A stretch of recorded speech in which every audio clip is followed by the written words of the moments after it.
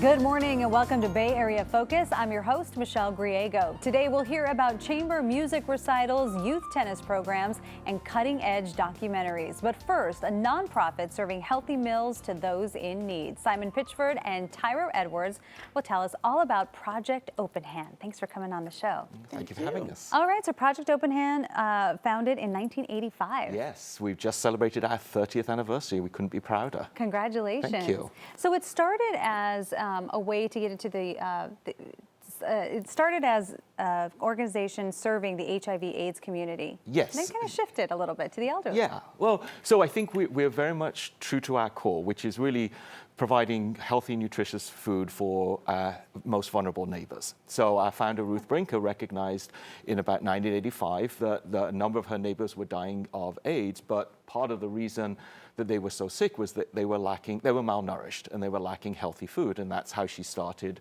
what became Project Open Hand. So she started with 7 folk. We now are closing in on our 20 millionth meal.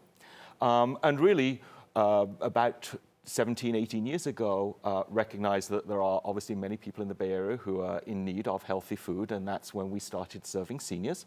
And we've expanded now beyond HIV, and we serve people with diabetes, cardiovascular disease, breast cancer, people with other cancers. Seniors seem to be a community that gets forgotten about.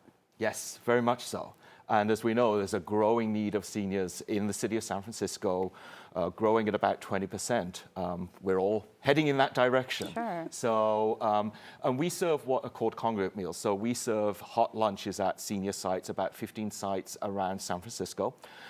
Those are public sites. And then there are about 7 adult day healthcare centers that we also serve.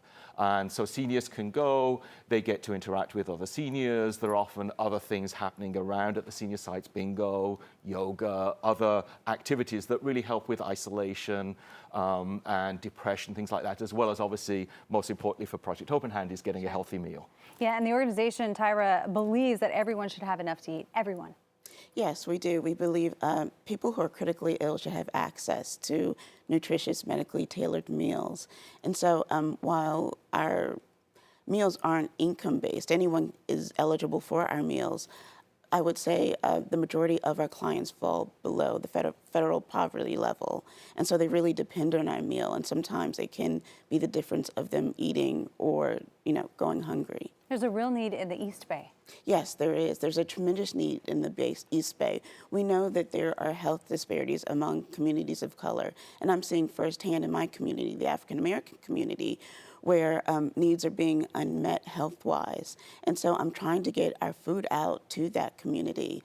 I'm seeing a lot of diabetes on the uprise, COPD, chronic heart failure, lupus, cancers, all are on the rise among communities of colors and definitely among African Americans. You do so much work in the community. Obviously, you have a lot of volunteers and you have a lot of staff. We actually have video of staff at one of the senior centers. Great.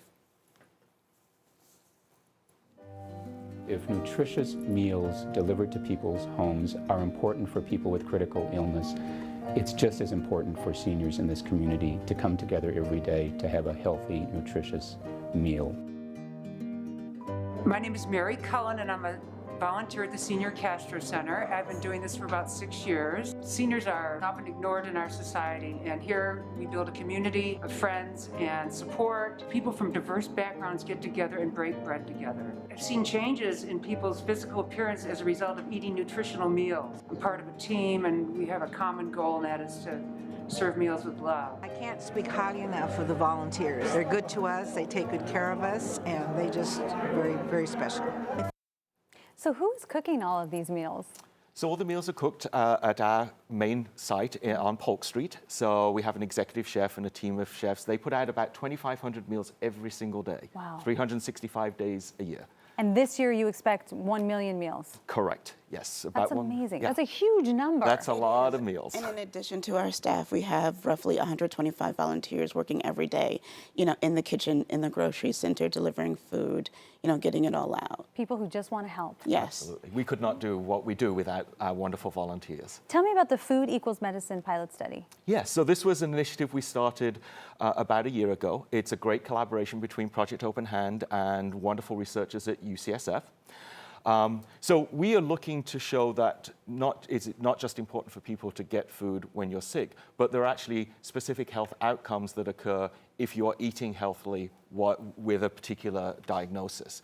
So we provided a small group of our clients with 100% of their nutrition needs and monitored a series of health outcomes that were evaluated by the team at UCSF. And we're seeing things like decreased hospitalization, decreased medical visits, better adherence to medication, reduced depression. So a number of benefits. We know that we can feed somebody for 6 months for what it would take for one night's hospitalization. Sure. So the economics make sense. So, well, in that video, in the clip, they even talked about the appearance even looking different after getting nutritious meals. People more energy, more willing to participate. It's really important. All right, Simon, Tyra, thanks so much for coming on Thank the show you, and telling Thank us you. all about it. And for more information on Project Open Hand, log on to openhand.org. Again, that's openhand.org.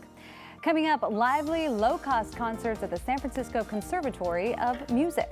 We'll be right back.